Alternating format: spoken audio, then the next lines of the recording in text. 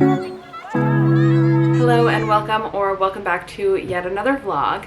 In today's video, I really wanted to take you along on a few days in my life during a low spend month. As many of you know, I'm doing No by July this month, and I'm also doing a little bit of a sprint month where I'm really trying to focus and hone in on all of my goals, and it's going really well so far. So I thought that I would show you what this week looks like for me. Today is a really nice day out. It is not too hot out. It's a little bit cloudy, so I am about to go on a little walk to go sit in the park and read my current read, which is Within Arm's Reach.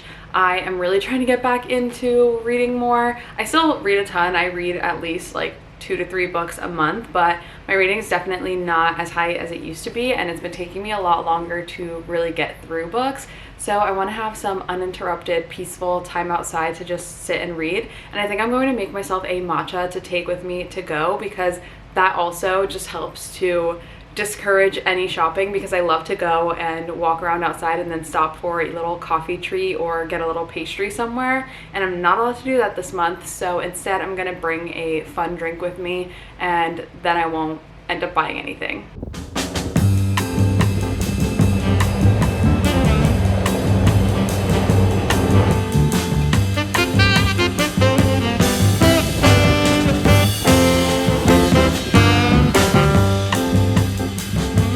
To go grocery shopping, and I feel like this is one of the main ways that I save money in a month, because I don't really go out to eat very often.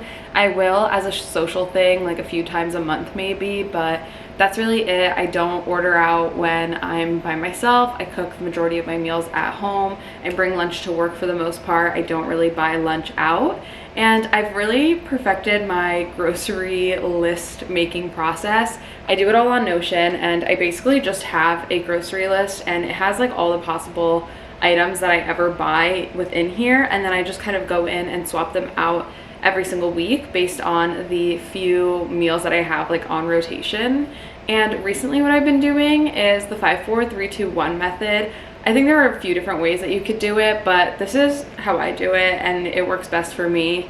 I start with 5 vegetables, and I try to switch these out based on the seasons, because I do try to eat seasonally as much as I can. Same goes for fruits, so that's what I do for number 4. You pick out 4 different fruits, and I think some people do this with protein, and they have 4 protein items instead of 4 fruits. But especially in the summertime, I'm such a fruit girl, and I buy a ton of different fruits, and I pretty much always buy bananas and blueberries, so those 2 are always in there, and then I'll buy a couple of other fruits as well. And then I do 3 proteins, and then 2 dairy items, and then 1 like fun item. You could also do like 1 carb, but for me it's usually like this is when I stock up on my protein bars. So here's my list for this week. We're gonna do avocados, cucumber, arugula, green beans, and sweet potatoes as my 5 vegetables. I'm gonna get lemons, bananas, blueberries, and peaches as my 4 fruits, and then ground turkey, ground beef, and chicken sausage as my 3 proteins. And then for my 2 dairy products, usually I would do yogurt, but I swapped in eggs, which technically are not dairy, and that would go under the proteins. But I'm gonna do eggs and cottage cheese, because in my head they're like in the same like dairy aisle. And then like I mentioned, I'm gonna get my protein bars as my final fun item. Obviously some days and some weeks I have to buy a couple of other things depending on what I already have in my fridge or in my pantry. But this is just like a good way to not overspend, not buy a ton of things. If I go into the grocery store without a plan, I pretty much always end up buying either too many things, or I don't buy enough of what I actually need to last me the week, and I have to make an extra trip. So this is super helpful. I highly recommend making a grocery list every time you go to the grocery store. I have it on Notion like I mentioned, so I can just easily pull it up on my phone because I have the app there as well, and I don't overspend that way. One of the biggest things that I definitely spend my money on is going to coffee shops. I think it's one of the best little pick-me-ups throughout the week. It's such a fun little treat. It's a great social activity too, because it's fairly low cost to just like go get a coffee and a pastry with your friends. But every little trip that I make does add up over time. So One thing that I've been doing is making my at-home coffees a little bit more fun. So recently I made a blueberry syrup. Last week I made a raspberry syrup for the first time, and I never realized how easy it is to make these. Like, this took like less than 5 minutes and it'll last me the entire week, which is amazing. And then I've been making a brown sugar maple blueberry latte with that syrup, and then just adding a little bit of the brown sugar and maple syrup into my espresso cup when I brew it. And it is like chef's kiss perfection coffee every single time.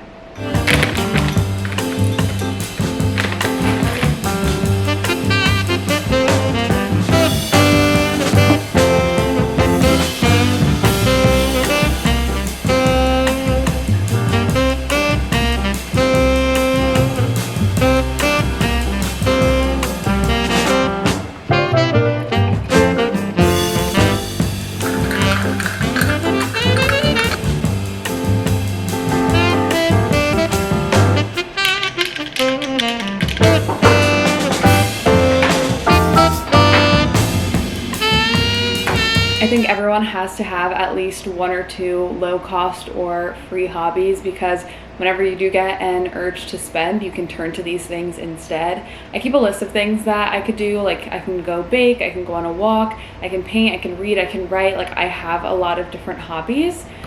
So speaking of painting, I think I've shown you guys this before, but this is one of those watercolor coloring books from Emily Lex Studio. My friend got me this one for my birthday, and it's the baking edition. I have done so many of them already. They're so much fun. I love it. It's an easy thing to do and just like keeps my brain occupied, and also gets me away from my computer, which I love as well. So we're gonna turn and do whatever the next page in here is. I think I have a couple that I want to do. I'm gonna do this little rolling pin today, and I'm gonna put on an episode of Scandal and just get to painting.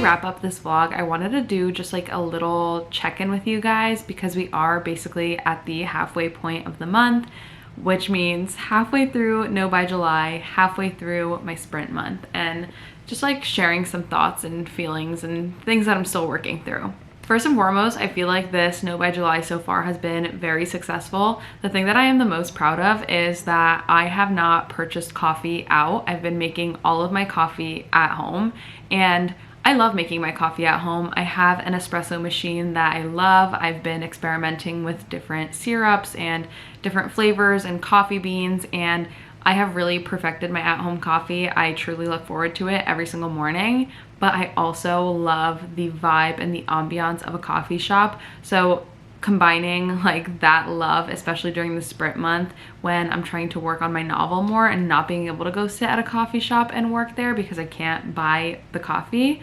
has been a little challenging. So the fact that I've been disciplined enough to not stop in any single day for the past 2 weeks now is insane to me. Like, I don't remember the last time I've gone 2 weeks without buying a coffee out. That's how often I go to buy coffee out. Like, it's at least once a week, usually 2 to 3 times a week. So not doing it for 2 weeks is such a feat for me.